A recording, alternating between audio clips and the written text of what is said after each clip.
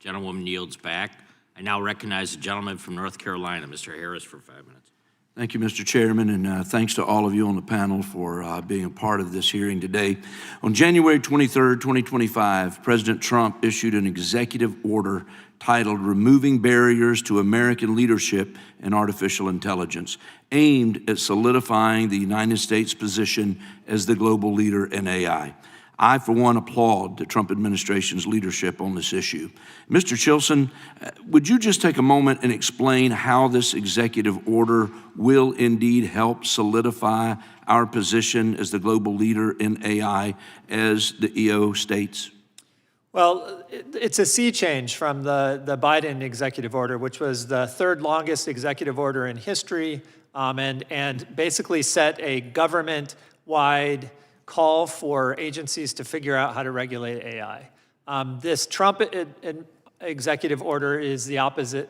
It's focused on figuring out how can we create the opportunities, or how can we maximize the opportunities from this amazing technology, which is grown here in America.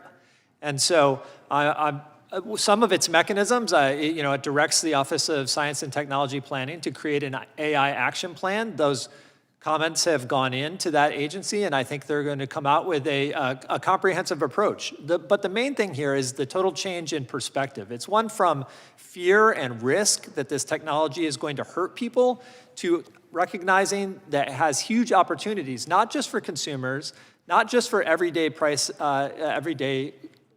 that they use, but also, I think, in creating a lot of competition in the AI industry, but also across the economy as a whole.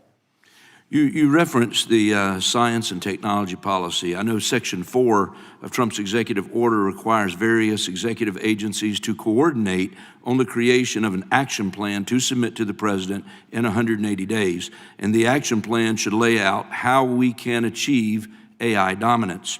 So you and your colleague, Mr. Chilson, I understand that the Abundance Institute submitted recommendations to the Office of Science and Technology Policy on what should be included in that action plan. Could you take just a moment and summarize what your recommendations might be? Right, so at the very top, I think you've heard this concern repeatedly across this hearing, is stemming the tide, the flowing tide of state AI regulations. What we have right now is a set of regulatory schemes that regulate from the very top, the most abstract level of AI, these general purpose models. It's a general purpose technology. It can be used in millions of different ways. And states are trying to say that these companies have to make sure that that model can never be used in a way that might hurt somebody. And that's the type of regulation that is not only impossible to comply with, it will be impossible to enforce as well. And so I think that Congress needs to look at this, the White House needs to look at different ways to stem this tide, whether through the bully pulpit or proposing legislation to Congress that will help stem that flow. I think it's a big challenge, and Congress and the White House need to step up to that. Well, let me ask you this. Can Congress play a role in helping the United States achieve the goals that have been set forth in the executive order? Absolutely. I think it will be essential that Congress does so. Okay, and are there any legislative efforts that will bring us towards the vision set forth by the Trump administration? Well, I think there's a lot of different models we could take. One state action that has been very useful, Utah has an AI Act that creates a AI learning laboratory where people can come in, get regulatory mitigation when they don't understand fully what the risks are because their technology is new, and both the legislators and the company can learn together. So the most recent example of this was a technology that creates, it's an AI mental wellness app for teenagers, a really important problem.